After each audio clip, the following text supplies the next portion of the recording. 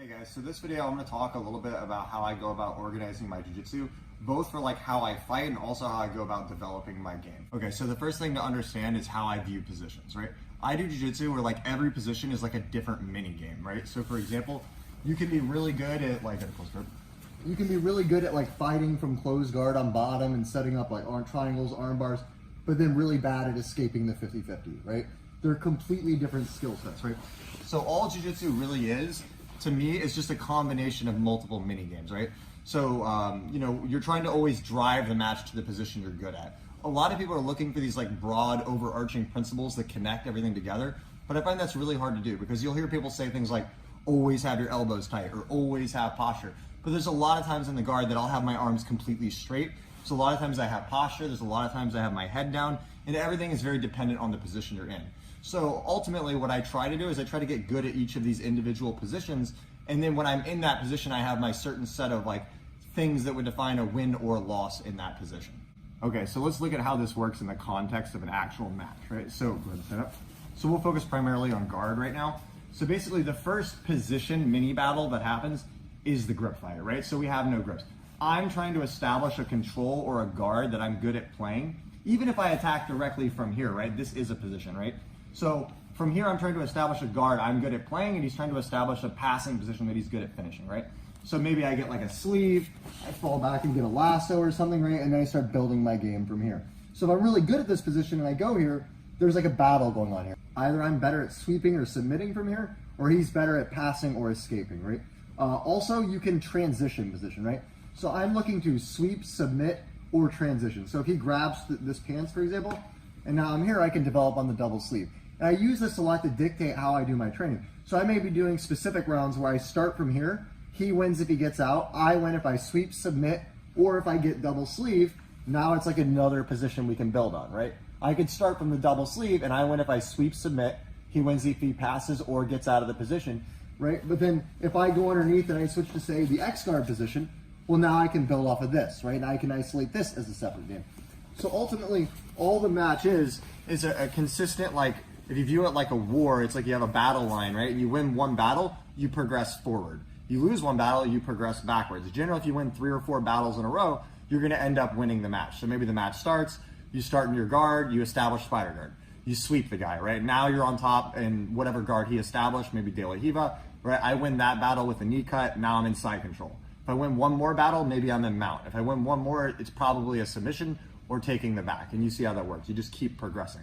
So realistically, when I'm fighting, I'm not really looking ahead. I'm just thinking about what positional battle I'm in and what's the next step to win that battle, right? And of course, what wins that battle will be different for different people, right? If you have no X guard, transitioning to X guard isn't really a win for you. But if you know your X guard is your best position, then that's an upgrade.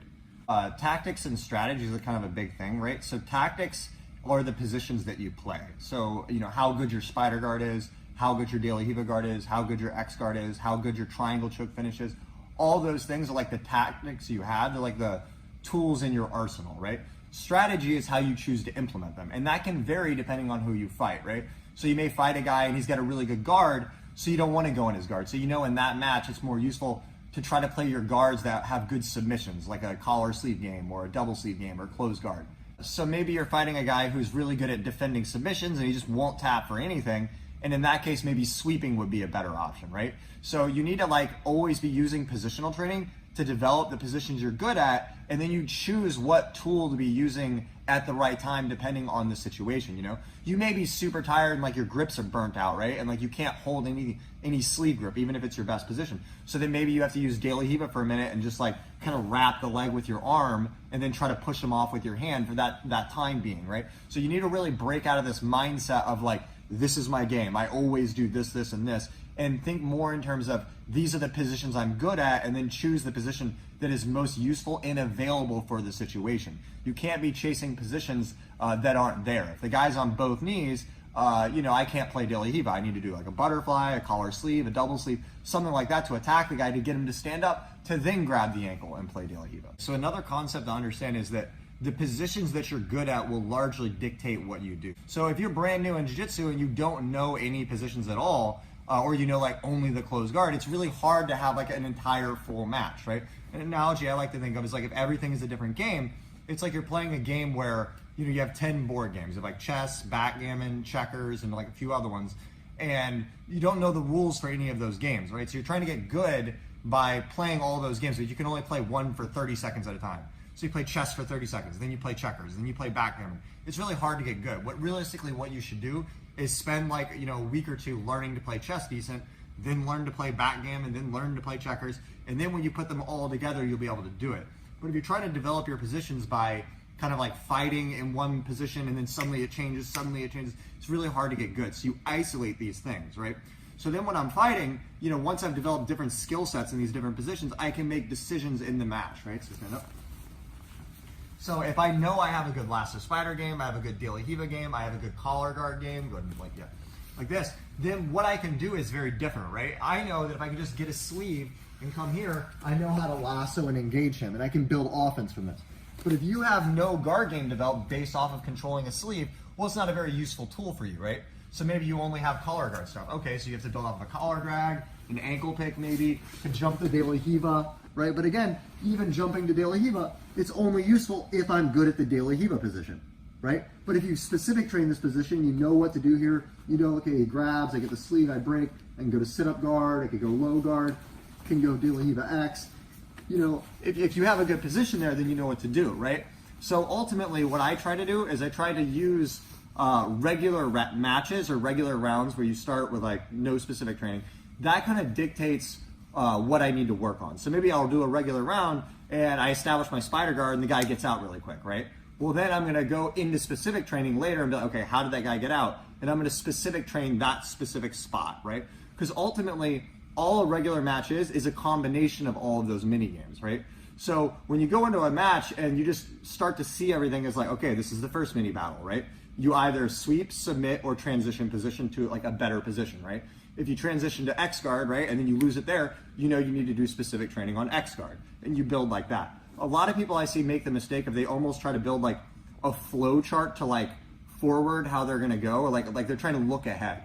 The thing is, ultimately, you can't really look ahead in jiu-jitsu because you don't know what the guy's gonna do next, right? So if I'm trying to be like, okay, first thing I do is spider guard, then I do this, right? Well, stand up. If he comes at me and he has his hands back and he's coming forward with his legs, like kind of like Flo does, yeah, that leg back. Yeah, if he's coming at me like this and he keeps his hands away, it's really hard, right? Maybe I got to do the collar or a single leg game.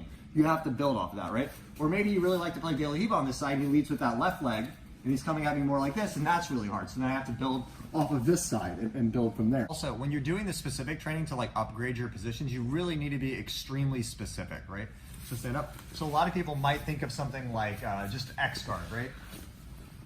So you could be here like an X guard with this underhook, right? But I could be here like with a single leg X. I could have an overhook grip like this. It's very different. This left foot could be on the hip. It could be here on the near side. Turn this way a little bit, right? It could be on the near side like this. I could be on the far side, right? This right hand could be on the pants over here. That's right. I could be on the pants here. I could come down a little bit. I could already have the collar and be building off of this, which can be useful to push them out and like start launching attacks from there, right? So, you know, I try to like not only just go, oh, we're specific training from the guard or even from spider guard. I identify if I'm rolling and I get to the X guard position and I have his collar and I'm really struggling in that spot, I'll do specific training where we start and we do like 5 minutes of rolling. I start with this grip and the collar, and we're very specific. If he breaks the collar grip or we get out of that kind of area of rolling, we stop and go back to it. So you get very, very specific.